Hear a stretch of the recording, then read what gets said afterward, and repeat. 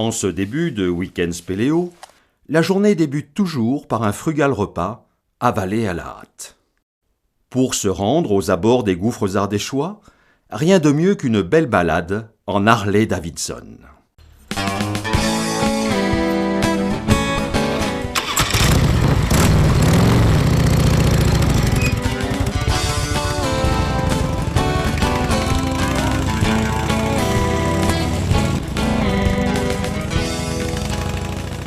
Patrick Serret, plongeur spéléo, toujours accompagné de son fidèle chien Ulysse, ne cesse de prospecter désobstruer et explorer le massif calcaire aux alentours du village de Gros-Pierre. Cette zone, située au sud du département de l'Ardèche, comprise entre le bois de Paille-Olive, la rivière La Baume et le Chassezac, constitue son terrain de jeu.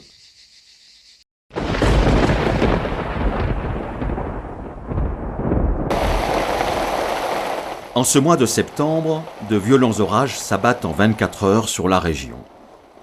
Avec plus de 400 mm de précipitations, ce phénomène climatique plus communément appelé épisode cévenol a souvent des conséquences dévastatrices sur l'environnement.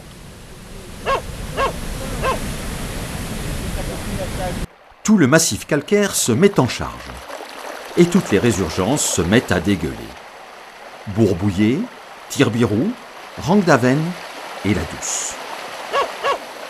Les fonds des vallons, à sec pendant toute la saison estivale, se transforment en véritables torrents.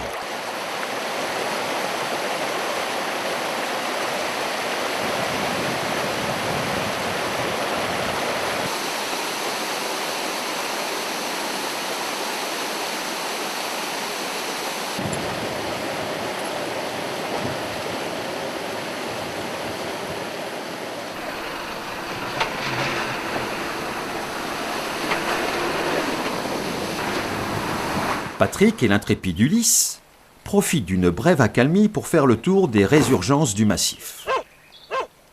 Il propose même de guider Maxime de Giampietro à faire une reconnaissance en plongée dans la résurgence de Tirbirou en crue. Il y a pas mal de vieux fils qu'il a fallu enlever et puis qui sont là à l'entrée. Je vais les rappeler maintenant. Et j'ai dû rebooster pas mal d'endroits.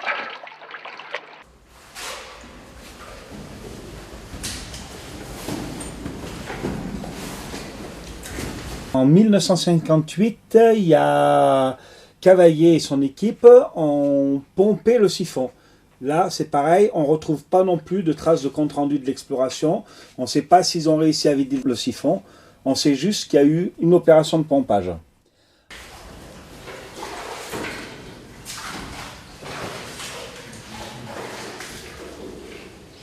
En 1966, Robert Lacroux, qui est un des pionniers de la plongée souterraine en Ardèche, a franchi lui le siphon et relate donc des cheminées tout de suite après la sortie du siphon.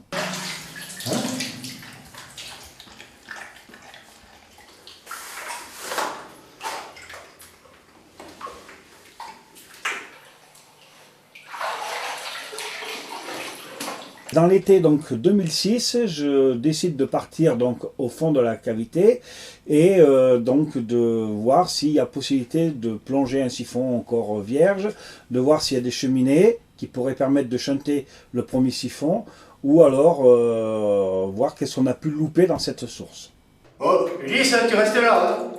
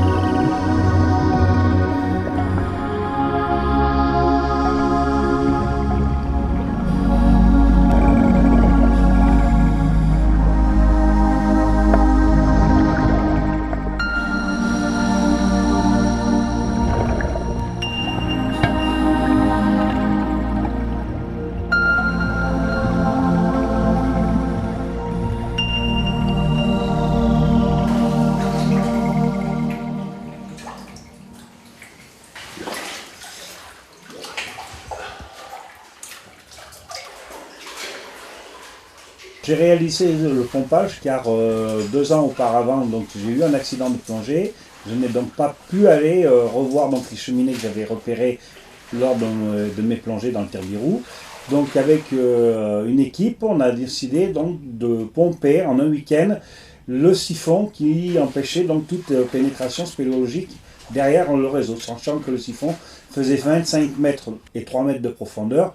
C'était vraiment le verrou liquide, mais c'était pas du tout un obstacle pour le pomper.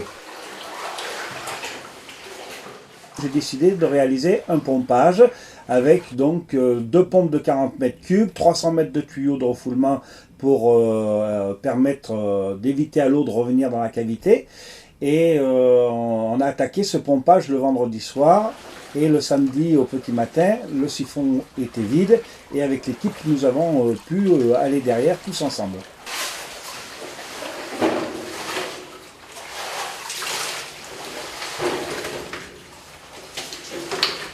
La galerie exondée étant donc à l'air libre et accessible donc au spéléo, on a donc décidé dans un premier temps de faire un relevé topographique précis de la cheminée. Sachant à partir de là qu'on allait mettre sur pied 2 équipes, une souterraine pour réaliser l'escalade, une fois qu'on avait la topographie, et une équipe de surface qui, dans un rayon bien déterminé, n'avait plus qu'à localiser donc, les spéléologues sous terre grâce à des ARVA, donc les appareils d'avalanche qui permettent de retrouver les personnes ensevelies. Il faut qu'on redescende un peu à ma gauche derrière moi.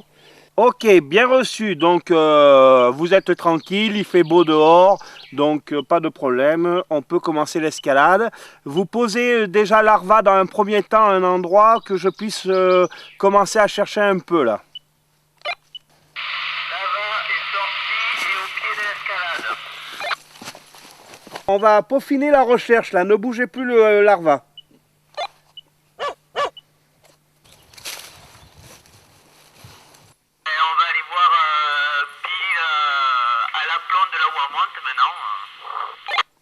Ok, c'est bien mon chien. Okay. Oh con, c'est bon, c'est gagné. Le trou il est là. Ouais, vous entendez les coups? Ouais, on est au-dessus. Le chien il vous a trouvé. C'est bien mon Ulysse, c'est bien. C'est bien. Attention au tir. 3, 2, 1. Le week-end suivant, on s'est tous retrouvés pour désobstruer la cheminée. Et avec donc des moyens un petit peu plus explosifs, on va dire, nous avons donc rouvert la cavité qui elle-même au départ était existante.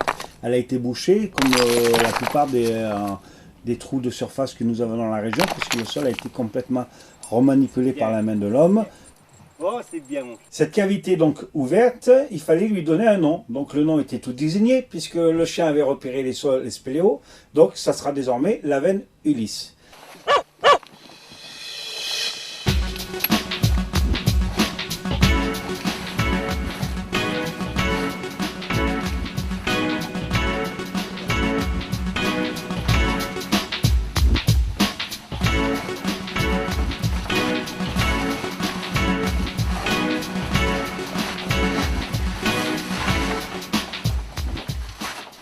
Le trou ouvert permettait désormais d'accéder à la partie exondée sans avoir à passer par le siphon.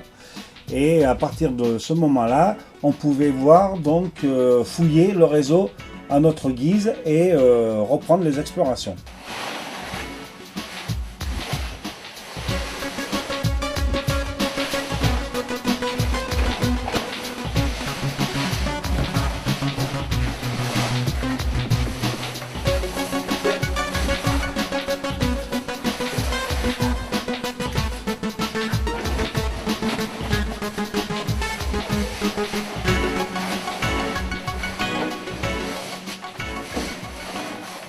Grâce à Fred Chauvin qui a donc repéré une petite cheminée étroite, il a donc escaladé cette cheminée, s'est enfilé dedans et a donc découvert une galerie supérieure. Cette galerie étant vraiment trop étroite pour qu'on puisse l'explorer, nous avons recalibré le passage et à la suite de cela, tous ensemble, nous avons exploré 300 mètres de réseau. Et quelle fut notre surprise d'arriver dans un siphon boueux où il y avait un fil d'Ariane.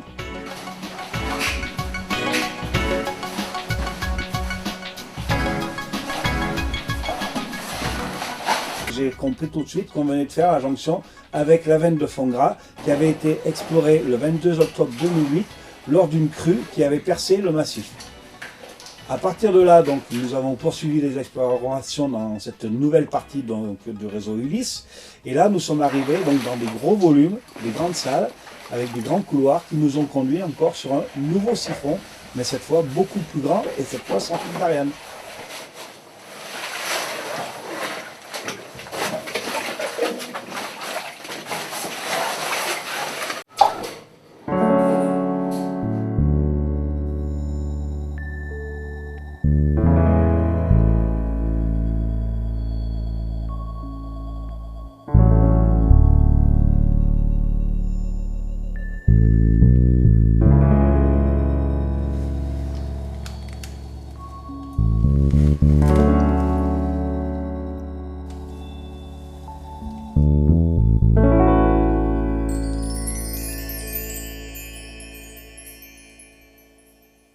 À la suite de nos explorations, on a contacté Laurent Chalvet et Damien Vignol, qui sont actuellement deux plongeurs de fond de trou sans aucune équivalence en France actuellement. Et ces deux plongeurs ont accepté de venir. Pour cela, on a profité de leur passage pour les faire descendre par la veine de fond gras, plonger les deux siphons de fond gras, réaliser la première traversée avec Ulysse. De là, nous les avons retrouvés dans le cloaque boueux. Nous avons récupéré leur matériel, nous les avons aidés à acheminer ce matériel jusqu'au siphon donc, de Ulysse et ils ont plongé donc, le premier siphon, un petit siphon d'une dizaine de mètres. Ils ont fait surface dans une galerie exondée où tout de suite ils ont été arrêtés par un puits. De là ils avaient un bout de corde, ils ont équipé ce bout de puits, ils se sont mis à l'eau dans un nouveau siphon, ont franchi ce siphon 2 et ensuite ont débouché dans une grande salle où il y avait des cheminées et une trémie importante. Et au-delà de cette trémie, il semblerait que le réseau veut bien continuer, mais c'est une autre histoire. Le pompage du siphon de la résurgence de Tir-Birou, réalisé par Patrick Serret et les spéléos du groupe Ragaille, aura permis d'explorer un réseau de plus de 900 mètres de galeries exondées, de désobstruer l'orifice de la veine Ulysse, de réaliser la jonction en plongée avec la veine de fond gras, et enfin, de plonger le magnifique siphon amont où tous les espoirs de découverte restent entiers.